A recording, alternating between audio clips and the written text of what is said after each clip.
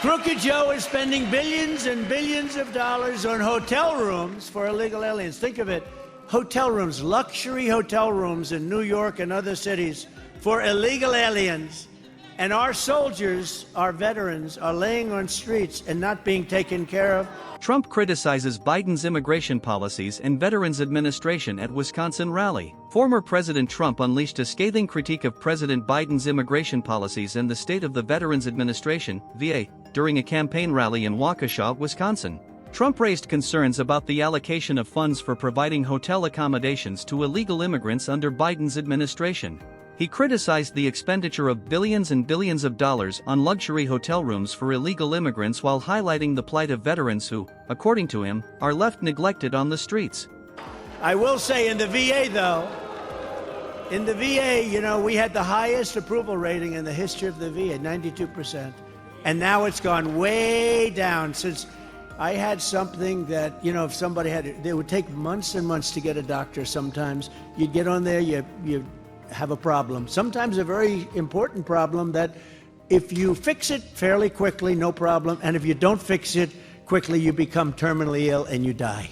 And people are waiting in line for a week, 2 weeks, a month, 3 months. And I made a deal with Congress. I had to get it through Congress that anybody that has to wait more than 24 hours goes outside, goes to a local doctor, we pay the bill, they get themselves fixed up. And it worked.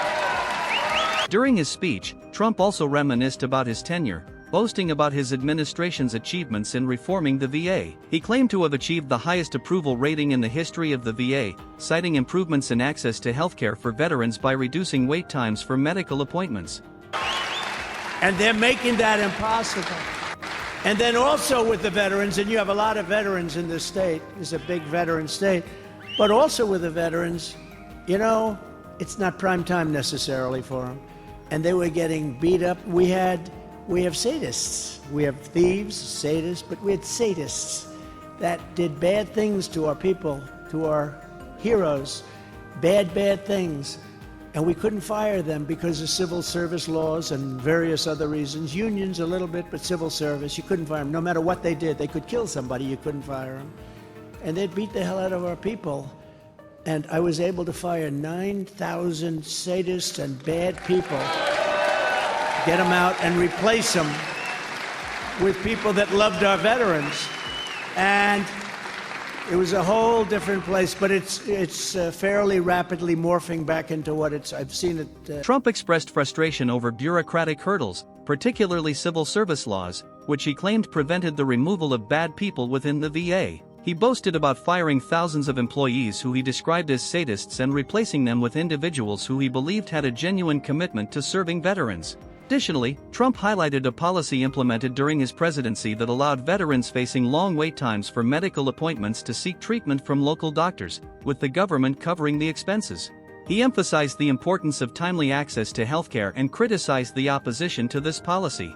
Just the other day I was talking to somebody, they say they don't like the policy where you go out and get a doctor. And we had negotiated fees with people, because I know doctors, they know how to charge as well as anybody. We had negotiated fees. We actually could save, I mean, there's a scenario under which we actually saved money, but we saved lives and we made their life better. Could you imagine you're all rich, spoiled people? Not necessarily. You're all rich, spoiled people. Could you imagine wanting to see a doctor over something that you know is simple, but it's got to be fixed?